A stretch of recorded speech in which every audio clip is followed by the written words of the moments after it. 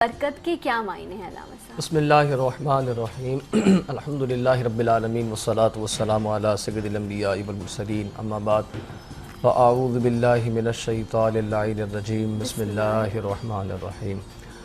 اسلام میں برکت کے کیا معنی ہیں؟ اگر میں یہ کہوں کہ اسلام پورا ہی ضابطہ برکت حیات ہے، بے شک کیونکہ اللہ تعالیٰ نے مسلمان کی نہیں ہر چیز میں برکت رکھی ہے۔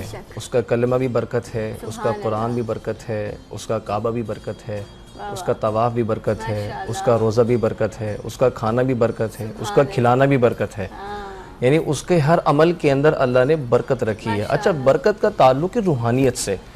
وہ ایک ایسا عالم ہے جو آپ دیکھ نہیں سکتے، اس کو آپ چھو نہیں سکتے، اس کو آپ فیض پا سکتے ہیں۔ مطلب روحانیت ایسی اس عالم کو کہتے ہیں جو آپ کی ظاہری اعضاء چھونا، دیکھنا، سننا، چکنا، سونگھنا، جس کو کہتے ہیں حواس خامسہ، اس سے ماورا ہوتا ہے، مگر اس کے اثرات آپ کی زندگی میں مرتب ہوتے ہیں۔ وہ آپ کو قلبی سکون یا ویسے وہ ظاہری طور پر آپ محسوس کر رہے ہیں کہ یار یہ جو ہے نا میری طاقت سے بڑھ کر ہے۔ ظاہری اسباب یہ ہیں کہ میں ایک روٹی کھاتا ہوں، میرا پیٹ بھر جاتا ہے، اور کبھی ایسا ہوتا ہے کہ ایک روٹی میرے ساتھ دو افراد بھی مل کے کھائے تو ان سب کا پیٹ بھر گیا۔ اتنی برکت تھی اس میں، یہ اس میں برکت، یہ برکت ہوتا ہے۔ اچھا، آسان لفظوں میں برکت میں آپ کو سمجھاؤں، دیکھیں حرام کے اندر اللہ تعالیٰ نے برکت نہیں رکھی، بظاہر وہ بہت نظر آتا ہے۔ آپ جانور کو دیکھ لیں، ہم کتے کو لیتے ہیں یا کتیا کو لیتے ہیں تو دیکھیں ایک ٹائم میں 9 بچے دیتی ہے وہ، لیکن کیا ہے، نظر نہیں آتی۔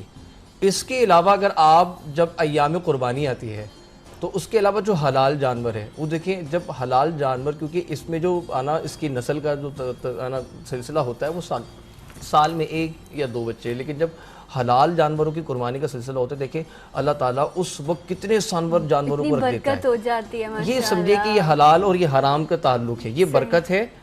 بظاہر نظر یہ آ رہا ہے کہ بہت ہے حرام کے اندر، لیکن اس میں برکت نہیں ہوگی۔ اور جو حلال اللہ نے رکھا ہے نا، وہ چاہے قلیل کیوں نہ ہو، چاہے کم کیوں نہ ہو، لیکن اللہ تبارک و تعالیٰ اس کو تمام کو نا جتنی بھی اس کے لوازمات ہیں سب کو پورا کر دیتا ہے۔ ماشاءاللہ ماشاءاللہ۔ اور آج